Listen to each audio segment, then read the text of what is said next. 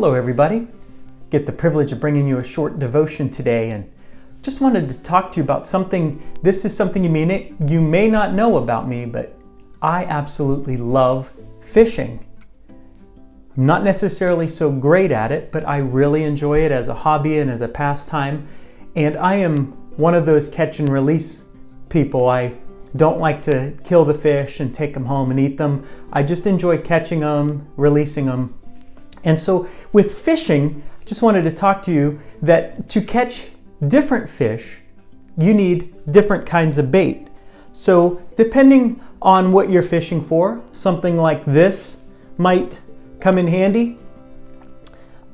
There's this one, and they all have different functions. This one is made to float on the water, and then as you reel it in, it dives down. This one has a rattle inside it. So again, depending on what you're fishing for, this one kind of looks like the other one. And again, it's designed to kind of float and dive down. We have lures, artificial lures like this. This one's made to dive really deep, depending. This one doesn't have much pomp or circumstance, but it's just flashy and it attracts the fish's attention.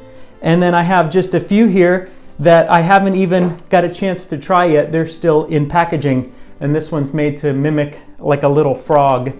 But I enjoy fishing. I enjoy the time spent out just hoping or sometimes praying. I tell you, if you want to be a fisherman, it's a thing that you might be a person of prayer, because sometimes I find myself praying that God will help these fish bite.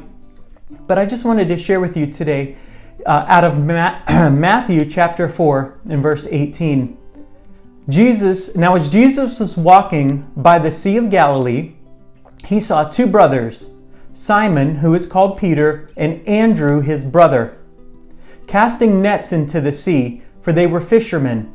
Now granted, I understand that their fishing was with nets and all of that skill involved, not the same as using a pole and different lures or live baits and things. And he said to them, "Follow me, and I will make you fishers of men." Immediately they left their nets and followed him.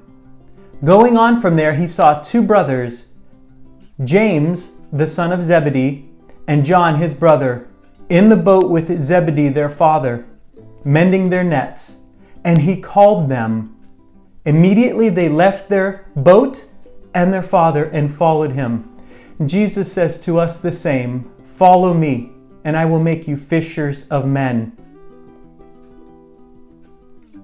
Paul said this, that he was all things to all men. And like I said, to catch different fish, you need different baits. And we need to do the same when we look to do evangelism or to tell others about Christ.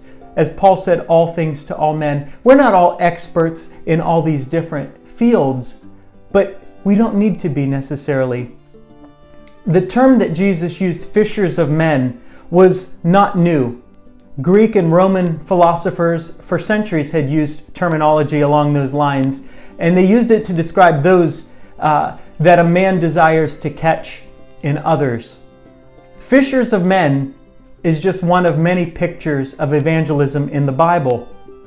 Jesus, when he was with shepherds, spoke about sheep. And when he was with farmers, he talked about seeds and wheat. And he talked to those in a way that they could fully understand, the way that he used his parables and things. It is thought that as many as 7 of the disciples were fishermen.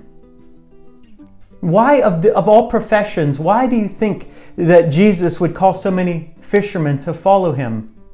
One man had said to me one time, I was sharing the gospel with him, and he said that most of the disciples were fishermen. And as anyone knows, he said to me, as anyone knows, fishermen always seem to exaggerate the truth. No matter how big the fish was, it was always a little bit bigger. But it's something that I thought about. Of all the professions, a majority of them were fishermen. Here are a few thoughts that I learned from Warren Wiersbe. He says fishermen were courageous. And Jesus knows he needs courageous people following him. There are some rough seas out there. If you've ever gone fishing out on a boat and the sea turns, just those swells just make the average man just turn green. But they were courageous.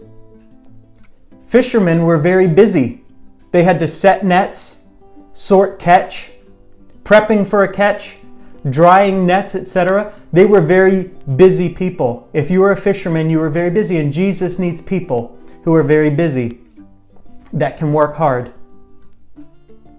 Fishermen are very patient. If you're a fisherman, you have to wait for fish. It might be the 1,000th cast before you catch your first fish, or maybe even more. But you have to be very patient. It takes skill to be a fisherman. You have to continue to learn from others and the fish's habits. Some fish bite, or you could catch them early in the morning, some late at night, some at night. So it just depends, and you have to learn the fish's habits. Cooperation. To be a fisherman in those days, you had to work well with others. It was teamwork. And lastly, being a fisherman demands faith. You have to have faith and trust that you can catch, especially if that's your livelihood or you're feeding your family. You have to trust that you can catch the fish. It certainly takes patience and skill to catch others for Christ. May we increase our faith. May we be busy. May we be encouraged and strengthened and courageous. Jesus says, "Follow me and I will make you fishers of men." Let's be encouraged to fish for people. Remember, he says, one plants and another waters, but God gives the increase. Maybe we're not the one that's taking someone all the way to faith, but maybe we're planting some seeds, or maybe we're watering something someone else has planted, but God brings the increase.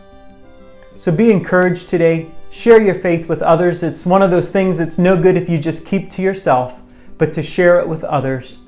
I hope that this blesses you, and I can't wait for another day to get out there and try to catch some fish. Bye now.